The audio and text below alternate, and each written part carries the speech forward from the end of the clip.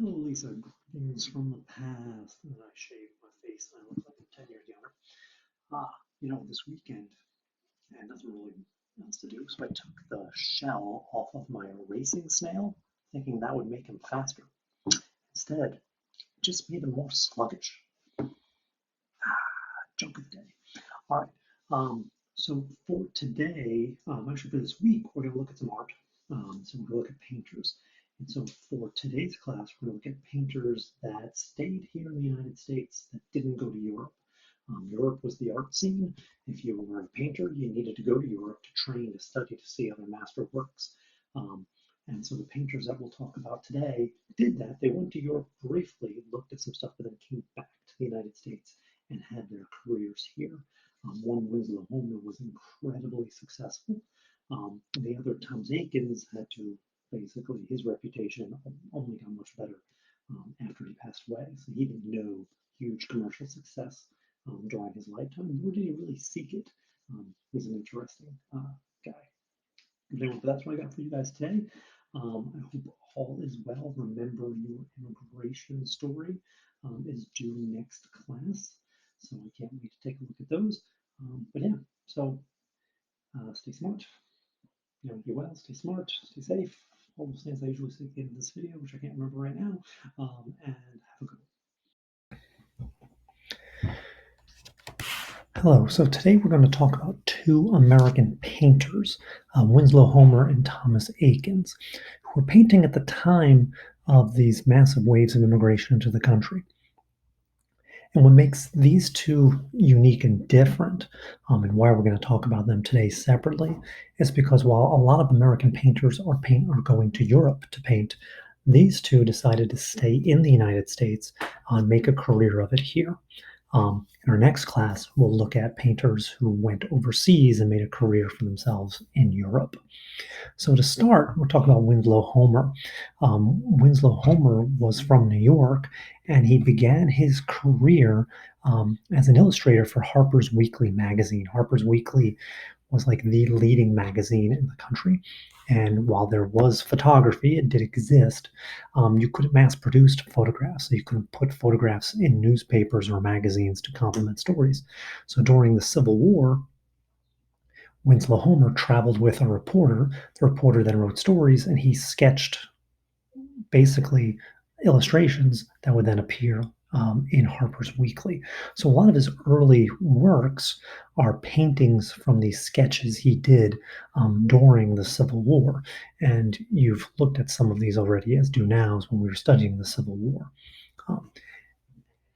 He then, after the war, tried to make himself as a painter, and he's an interesting man here, Homer. He was a crotchety guy. He was old, cantankerous. He never married. Liked to live alone. Had a dog as his only companion. Later in life, purposely chose to kind of become like a recluse up in Maine, up in Prouts Neck, Maine. But his family loved him and adored him, and his family tried to keep him close. Homer kept trying to push them away. It's rather interesting. So when Homer tries to make a career as a painter, he paints some works, sends them to a gallery, and try to sell them. And secretly, his brother buys two of his paintings. And of course, Homer is super excited that someone has gone out and purchased two of his painters. He now thinks of himself as a painter, and he then goes off and has a long, prolific career. It's only decades later that Homer then finds those two paintings in his brother's attic. And while most would be appreciative of the gesture, Homer was quite angry with his brother that his brother did this, and feeling that his career was kind of a sham, even though at this point he was actually quite successful. And what made him successful were doing these works of everyday kind of genre type scenes, these Americana type stuff. And they were very popular after the Civil War as people were trying to kind of like go back to how things kind of were. And in particular, as he's painting up in Maine, you get works that are seascapes, people kind of roughing it out on the water. um, where you have these blurred kind of horizons, and this kind of rugged individualism of these people going out there and trying to hack an existence from this life. One of his most famous works, which is at the Met, is this one here called The Gulf Stream. And it's a painting that had huge success when it was painted because you have this idea of the outcome is in doubt. You have this poor gentleman who is trapped on a boat that has been badly damaged by a storm. You have sharks circling the ship. You have no mast. You have no rudder. He's basically at the whims of those waves, and these waves are rough. You see, it looks like a typhoon or a water spout kind of on the horizon coming at him. But also, if you look on the left on the horizon, there's a ship. And the thought is, will the ship see him? Will he see the ship? Because presently he's looking the other way. This was a much talked about work when Homer created this. And it caused him quite consternation because he just painted it. He didn't want anything more to it. And so when people kept asking, what happens, what happens, what happens, he eventually would just write back to him, don't worry, he lives happily ever after, and whatnot. But it really kind of catapulted Homer to instant stardom and fame. The other kind of important legacy here of Winslow Homer is that he was a watercolorist. And so while he doesn't invent watercolor, watercolor at the time was simply a way of sketching. And so painters would use watercolor to make a sketch, in particular if they were working quickly outside, that type of stuff. And Homer is painting outdoors before it is fashionable, but he does finished product in watercolor, elevating watercolor to its own art form in and of itself, which is something of a great legacy of Winslow Homer. Now, the other painter to talk about, who is a contemporary of Homer's, is Thomas Eakins. And Thomas Eakins is from Philadelphia and is best associated with Philadelphia. And so Eakins was never commercially successful as a painter.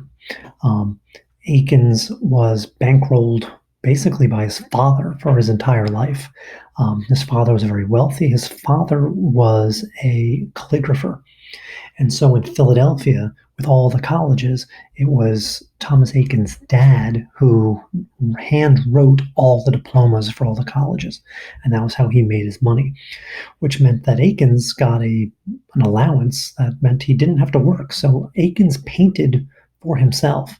A lot of his works are gifts to others. So this is Max Schmidt in a single skull. This was painted as a gift to Max Schmidt.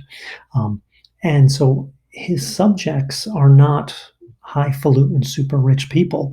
He's painting who he wants to paint. He's painting who his friends are and who his associates with.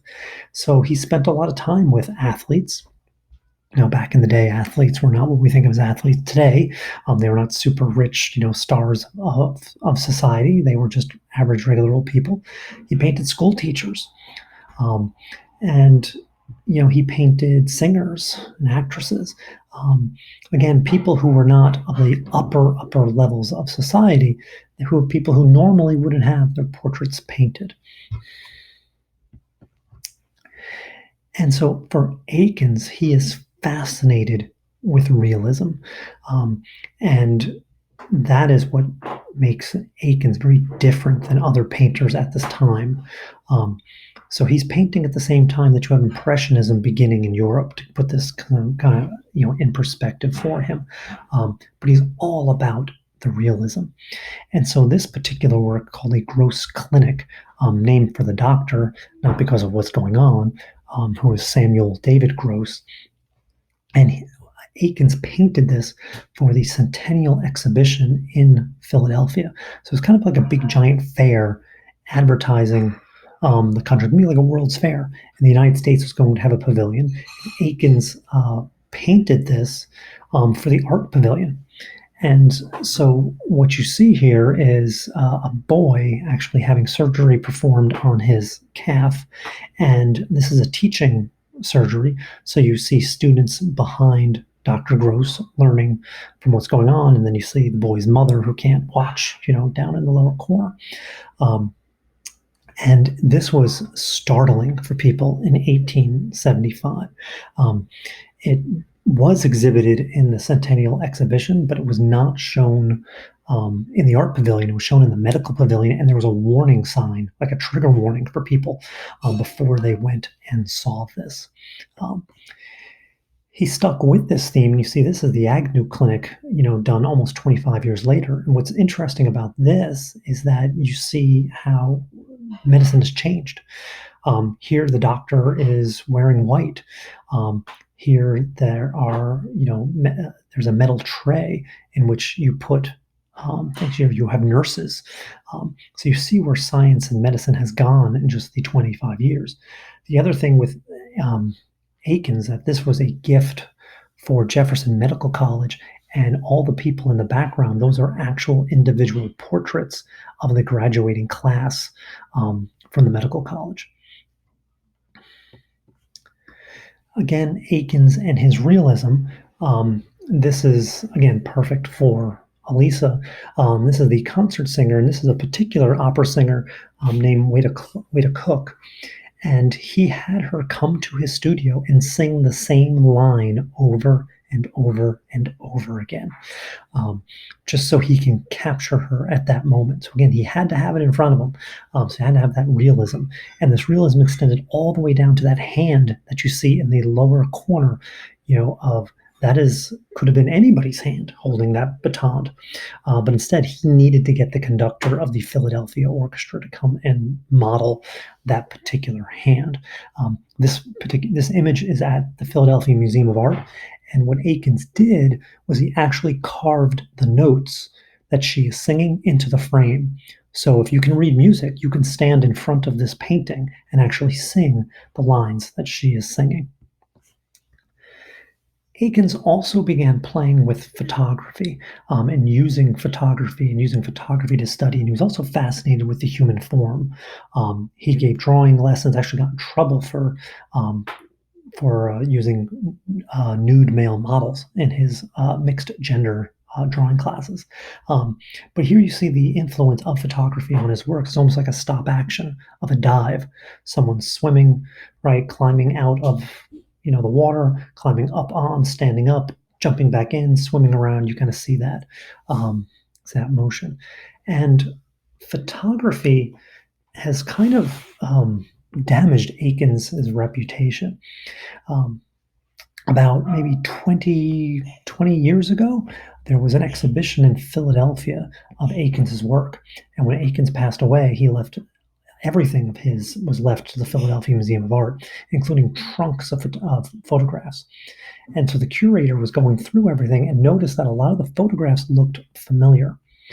And you can see what Aikens basically did here is that he used photos to kind of like create the images that he would paint.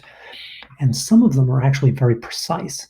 And so what you can see is that the scale is even right. So there's speculation now that Aikens used like an overhead projector, would project an image onto a canvas and then paint the image onto the canvas, which has kind of like knocked him down in terms of credibility with a lot of art historians in the last 20 years. But at the same time, he has to create and construct that image. It's like he would take 4 or 5 different pictures from different times to create an image for a canvas. It wasn't like I'm going to take a picture, go home and paint it. So there was, there's an artisticness to the photographs that he's taking. So there's art, there's skill in this, but it is something that has kind of like damaged his reputation. And it's interesting because his reputation kind of like, well, he wasn't famous during his life.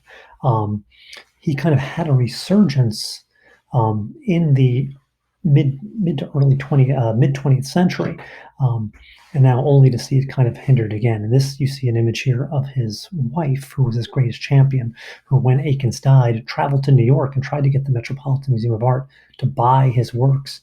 And when the Met wouldn't, she wound up donating them all to the Philadelphia Museum of Art.